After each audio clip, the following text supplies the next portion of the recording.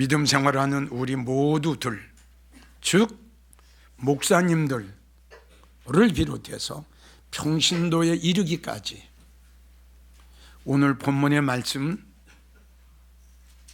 한 여인은 데려감을 당하고 한 여인은 버려둠을 당했는데 왜 버려둠을 당했는가? 그 이유를 알아야 된다는 결론이에요. 왜 버림받았느냐? 어떻게 믿음 생활을 해서 버림받았느냐? 이걸 우리가 알아야 되겠죠? 근데 오늘날 모든 성도들은 성경만 가지고 교회 다니면 이거 주님 영접하는 줄 아는데 이렇게 하면 안 되죠. 오늘 본문의 말씀을 보세요. 됩니까? 안 됩니까? 안 되죠? 이건 안 되죠.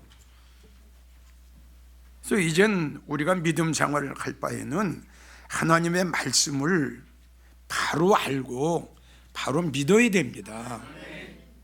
그러니까 에베소 4장 13절 우리 주님 말씀하셨잖아요. 하나님의 아들을 믿는 것과, 그러니까 믿는 걸로 끝나지 않아요. 어떻게? 믿으려면 알고 믿어라. 말씀을 좀 알고 믿어라. 즉 이러한 말씀을 좀 분명히 확실하게 알고 믿으라는 거예요. 알고 믿어야 너는 온전한 성도가 된다, 이렇게 말씀하셨어요. 그래서 이러한 왜 버림받았고 왜 데려감을 당했는가, 그 이유를 확실히 알지 못하면 그러한 성도들은 분명히 오늘 본문의 말씀과 같이 주님 오실 때, 즉 오늘 본문에 그때에 라고 하는 그 때를 말씀하셨는데 그 때는 가셨던 예수님이 다시 오시는 때를 말씀하신 겁니다. 그런 말씀은 많이 성경에 기록이 됐죠. 베드로전서 4장 17절 같은 경우에는 나는 내 집에서 심판 온다. 왜? 데려감을 당할 성도가 있고 버려둠을 당할 성도가 있죠. 에스겔 9장 6절도 보세요. 나는 내 성소에 쫓던 심판을 시작한다. 예? 교만한 자들이 있다. 아주 교만한 자들이 있어. 은혜를 받지도 못했으면서도 은혜 받은 척, 잘 믿지도 못했으면서 잘 믿는 척, 쭉정이 같은 성도가 알곡으로 착각하는 성도가 있기 때문에 나는 이 교회 안에서 심판할 수밖에 없다. 또 요한계시록 11장 1절을 보세요. 사도 요한이가 밤모섬에서 우리 하나님이 그에게 보여주셨잖아요. 마지막 때 나는 교회도 심판한다, 주의 종도 심판한다. 이 안에서 예배드리는 성도들도 하나하나 난 점검을 해서 심판할 거다. 하나하나, 한 성도 한 성도 하나하나 어떻게 믿음 생활을 했는지 난 분명히 내가 심판할 거다. 이건 내 말이 아니라 예수님 말씀인데 어떡할 겁니까? 우리 한번 상식적으로 생각해 봅시다. 한번 생각해 봅시다. 진실되게, 솔직하게 내가 어떻게 살아왔는가, 내가 그동안 어떻게 믿음 생활을 해왔는가, 이걸 한 번쯤은 우리가 되돌아봐야죠. 하나님의 말씀을 통해서 나를 만드는 거란 말이에요. 성도로. 바로 알지 못하면, 왜 버림받았는가 그 이유를 알지 못하면 예수님 오실 때 오늘 본문의 말씀처럼 버림받습니다. 슬피 옵니다. 기회를 놓칩니다. 어둠에 처하게 될 겁니다. 이 설교를 잘 들어주세요. 그리고 누차 여러분들에게 강조를 했지만 시작이 있으면 끝이 있답니다. 처음이 있으면 마무리할 때가 있답니다. 하나님의 구속의 역사 한편의 드라마는 마지막입니다. 조금 있으면 그 드라마는 끝날 겁니다. 정신 차리세요. 제일 첫째, 버림받은 이 성도는 왜 버림받았나? 제일 첫 번째, 자기의 부족한 것을 깨닫지 못했어요. 내가 지금 어떻게 믿음 생활을 하고 있는가, 이 믿음 생활을 한 것을 우리 주님이 보셨을 때 어떻게 보실 건가? 합격이냐 불합격이냐? 과연 내 안에 계셔야 할 주님이 지금 내 안에 계신가 안 계신가? 주님은 우리에게 너희는 성령 충만히 받고 성령 소멸하지 말라고 말씀하셨는데 과연 내 안에 지금 성령님이 충만한가? 우리 예수님은 사도행전에 말씀하시기를 너는 항상 은혜 안에 있으라고 했는데 지금 내 안에 은혜가 있고 내가 지금 주님 은혜 안에 있는가? 성령 다 소멸하고 주님은 안 계세요. 여러분 생각을 해보세요. 그렇게 믿음 생활하는 그 성도 마음속에 우리 주님이 계시겠습니까? 상상을 한번 해보세요. 주님이 어떤 분인데 그들의 심령 속에 들어갑니까? 믿어지면 아멘 하세요. 거룩한 분이에요. 정결하신 분이에요. 성결하신 분이에요. 깨끗하신 분이에요.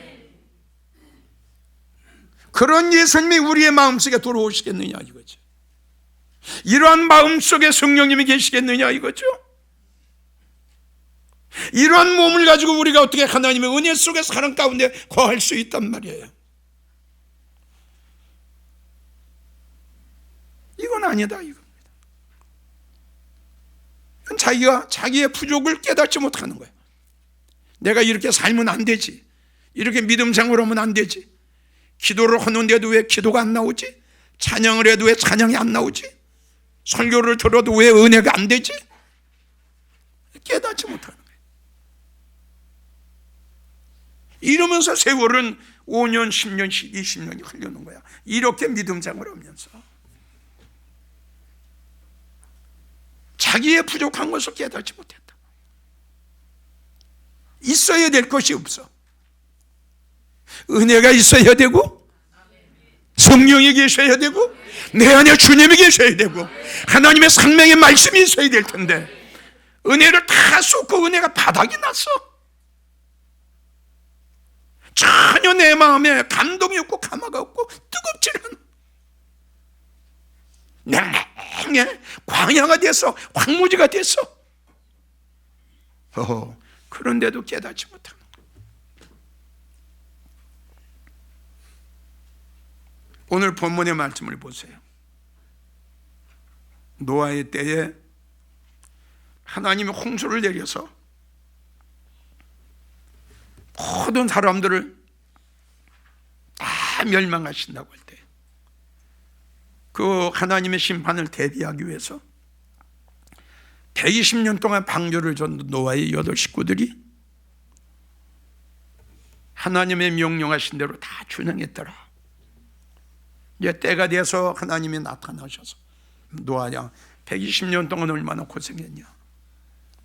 다른 사람 저렇게 노래방 가서 세상 노래 부르면서 술 먹고 담배 피고 다 세상에 벗이 돼서 세상을 즐기면서 세상의 마음 뺏기면서 저렇게 즐기면서 사는 동안 너희 8 식구는 120년 동안 눈물 뿌리며 방주 줬지.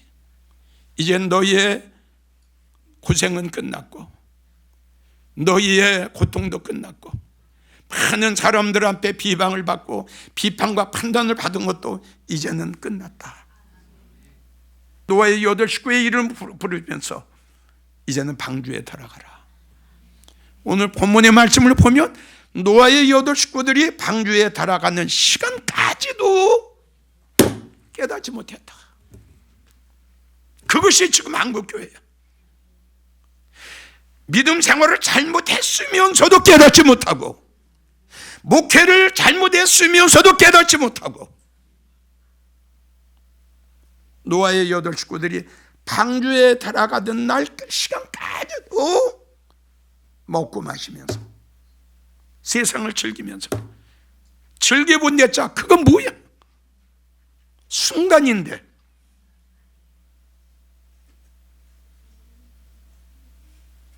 들어가듯 아주 깨닫지 못했어.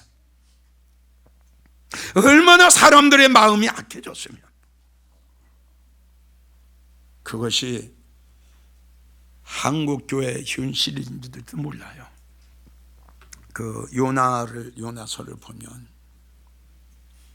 요나가 니느웨 성에 가서 3일길을 외치면서 외쳤죠.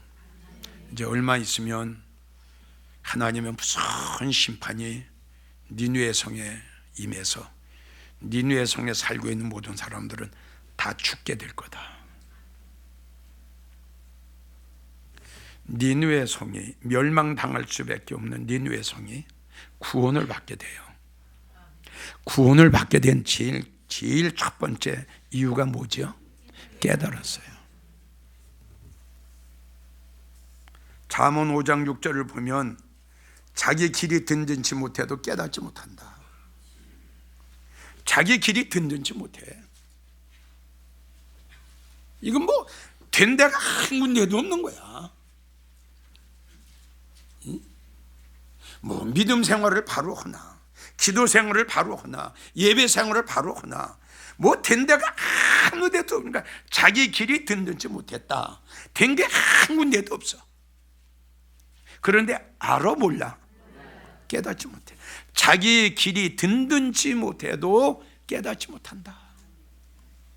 이 얼마나 불쌍한 사람이에요. 이런 사람의 결론이 주님 오실 때 어떻게 되겠어요? 우리는 연약하기 때문에 실수를 안 할 수도 없죠. 또 죄를 안 질 수도 없죠. 솔직히 말을 해서 인간이기 때문에.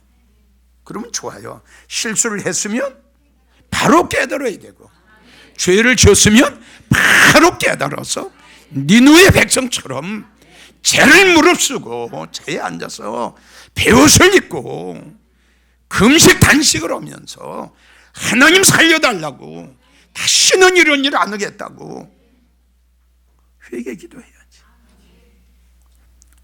자기 길이 든든지 못해도 깨닫지 못한다. 너무 불쌍하잖아. 이제 그걸 빨리 돌이키지 않으면, 그 믿음 생활을 바로 돌이키지 않으면 이제 사망이거든. 맞죠? 아니, 버림받지 않습니까? 내 말 아니잖아요. 빨리 돌이키려면 어떻게 해야 돼? 그렇죠. 깨달으면 바로 돌이키는 거야. 아, 이렇게 내가 믿음 생활을 안 되겠구나. 이게 깨닫는 거란 말이야. 근데 깨닫지 못해. 전도서 8장 17절을 보면 아노라 할지라도 깨닫지 못한다. 나 성경 뭐 100독을 했어, 1000독을 했어, 설교 많이 들었어. 나 아는 게 너무 많아. 대한민국의 유명한 목사 안 들은 설교가 없어. 나 책도 많이 봤거든. 그러니까 아노라 할지라도 어떻게 깨달아요? 못 깨달아. 아노라 할지라도 깨닫지 못해. 그러니까 죽는 병이에요. 이게 죽는 병. 깨닫지 못하는 병이 이게 착각병이거든. 그렇죠? 쭉정이가 뭘로 착각을 해? 잘 믿지도 못하는 게 이게 착각병이야. 이거 걸리면 이거 고치기가 힘들어. 이건 사망이야. 성경을 보게 되면 사망이야. 그래서 성경에 뭐라고 말씀했느냐 그러면 깨닫지 못하는 자는 패망한다. 패망이야, 패망. 이제 주님 오실 때 보세요. 진짜 슬피 울었다, 어둠에 처했다, 이를 다뤘다. 그 왜 그래? 후회한 거야, 후회. 아이고, 잘 믿었을 걸. 좀 깨달을 걸. 깨닫지 못하는 이유는 뭐냐? 이사야 44장 18절을 보면 마음이 어두워졌다 그랬어. 여기에 마음이 어두워졌다는 것은 뭐냐 그러면 세상 걸로 가득 찼어요. 세상에 그냥 돈으로, 물질로, 명예로, 권세로, 아파트로, 땅덩어리로, 금덩어리, 은덩어리로 그냥 가득 찼고 뭐 예수님이 들어갈 틈이 있어야 예수님이 들어가지. 꽉 아주 그냥 철벽을 이뤘어.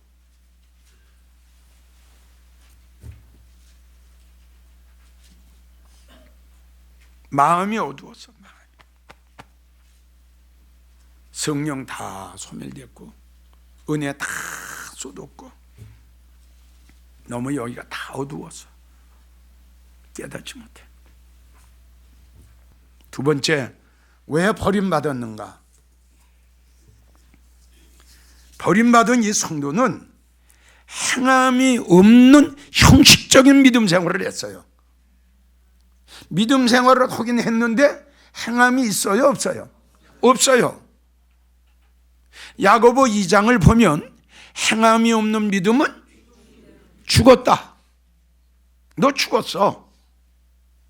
그래서 요한계시록 3장 1절에 있는 말씀 아시는 분? 살았으나? 자, 다시요. 행함이 없는 믿음은 어떤 믿음? 자, 내가 가지고 있는 믿음이 어떤 믿음? 죽은 믿음. 그러니까 나는 어떻게 돼? 죽을 수밖에 없죠. 그러니까 그 성도의 믿음 생활을 하는 거, 행함을 보면 뭘 알아? 그렇죠. 여러분, 믿음이 없이 어떻게 행함을 합니까? 맞죠? 믿음이 없는 사람이 어떻게 행함이 있느냐고. 그 나무의 열매를 보면 그 나무를 알 수 있어. 열매 없는 무화과 나무를 저주하셨던 예수님의 말씀을 우리는 기억해야 돼. 열매 없는 나무 키워서 뭐하나? 응? 열매 과실 주는 열매를 맺는 게 사명 아니야? 열매 없는 사과나무 배나무 키워서 뭐하나? 우리는 한 그루의 무화과 나무야. 열매라고 하는 것은 행함이야. 여러분들은 그동안 어떻게 믿음 생활을 해왔어요? 행함이 있는 믿음 생활을 했는지, 입으로만 주여 주여 하고 입으로만 예수님 사랑한다고 했는지, 무엇인가는 주님으로서 한 가지라도 행함 있는 생활을 했는지, 이 설교를 들으면서 한 번쯤은 되돌아보고 한 번쯤은 점검을 해봐야죠.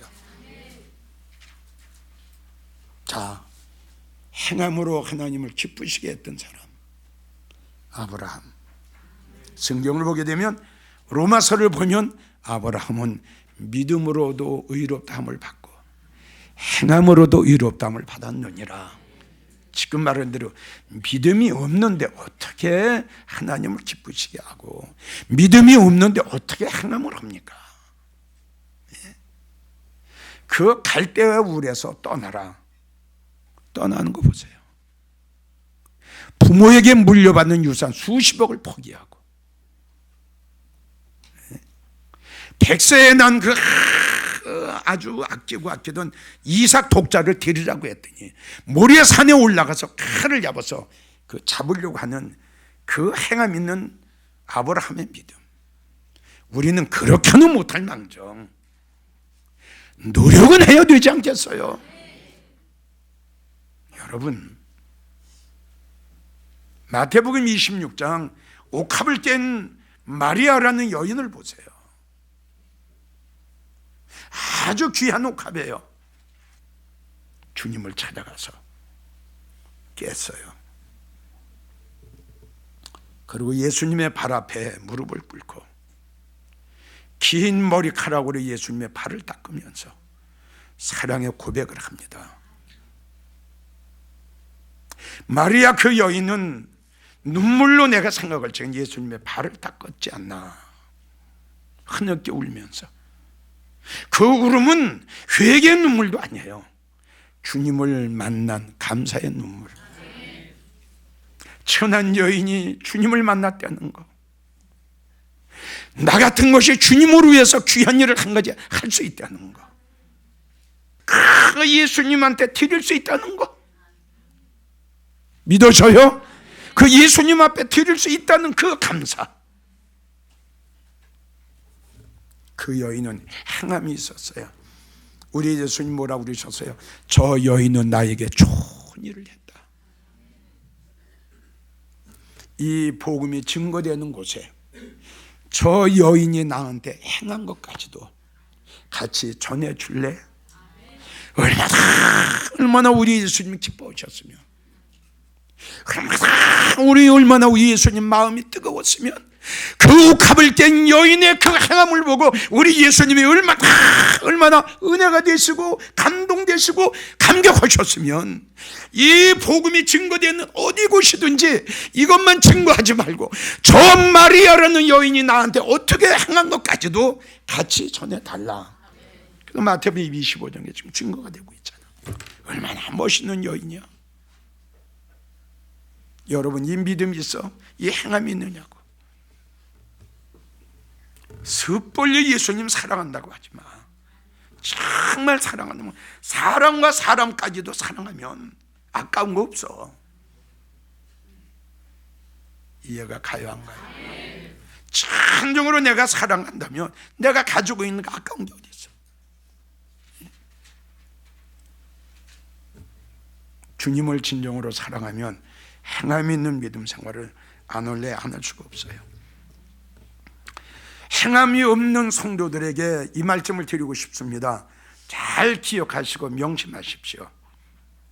하나님 앞에 인색한 사람 절대 기도를 해도 응답받을 생각하지 마십시오.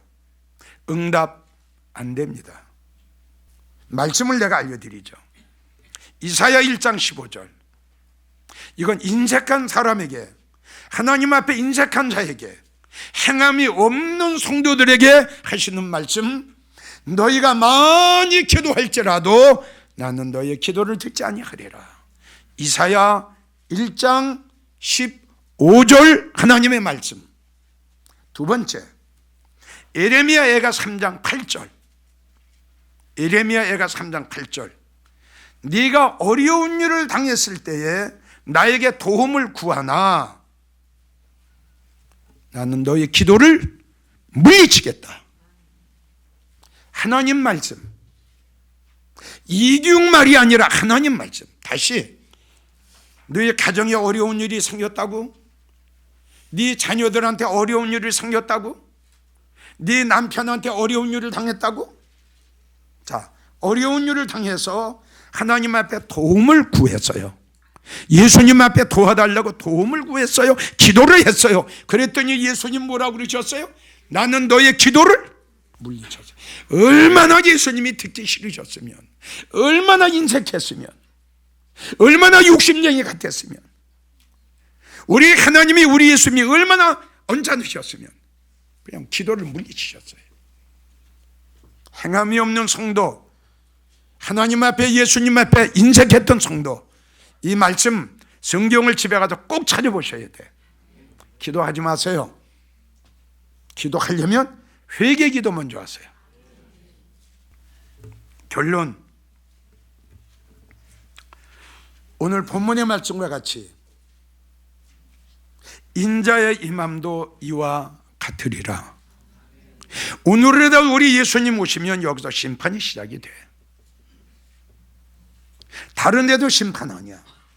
우리 예수님 오시면 바로 이 교회 안에서, 예배당 안에서, 성전 안에서 믿음 생활하는 성도들을 심판하신다는 사실.